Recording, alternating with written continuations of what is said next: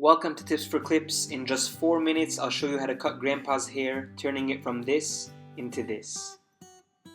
So you're going to take your clippers and you're going to put them in the long or open position. This is short or closed. You're going to leave them in the long or opened position for the whole haircut. Here's a number 4 that reads 13 millimeters. I'm going to keep this very, very simple. You're going to blend with the number 4 into the longest hair on top. That's the goal of this first step. And you see every so often I brush the hair down so I can see the progress I've made and what touch-ups I need to make. And you're going to do this all around. And you always want to cut the hair in the opposite direction in which it grows.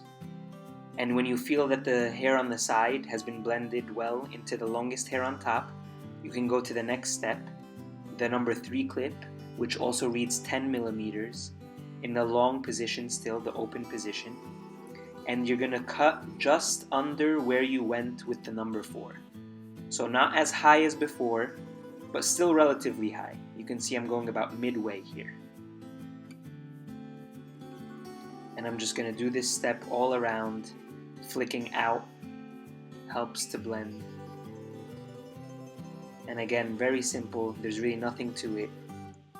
Keep brushing as you go through, see the progress you've made. And there's just one more step in terms of fading the sides. Take the number 2, which reads 6 millimeters, in the same lever position, and you're just going to touch up the bottom, the sideburns and the bottom of the neck. And this will polish it up just a little bit.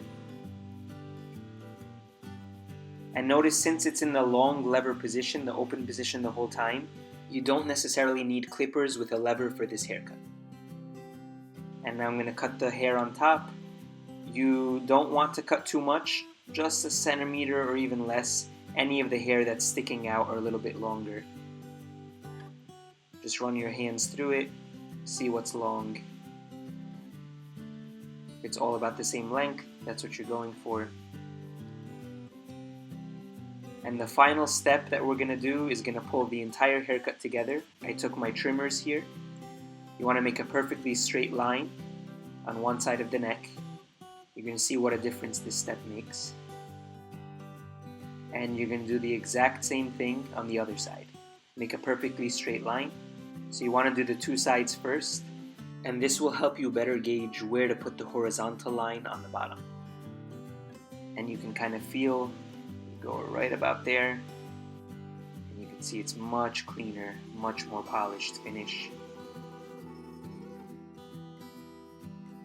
And the final step will be to use these trimmers around the ears and around the sideburns, and you can see that the blades of the trimmers are actually in the shape of a T.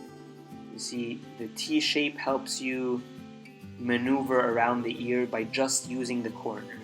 Helps you pinpoint the exact hairs you want to cut and be very precise. And it's nice that they're cordless, so you can walk around however you want. Do the exact same thing on the other side. Use the side of the trimmers, pinpoint the hairs, clean up all around the ears and the sideburns.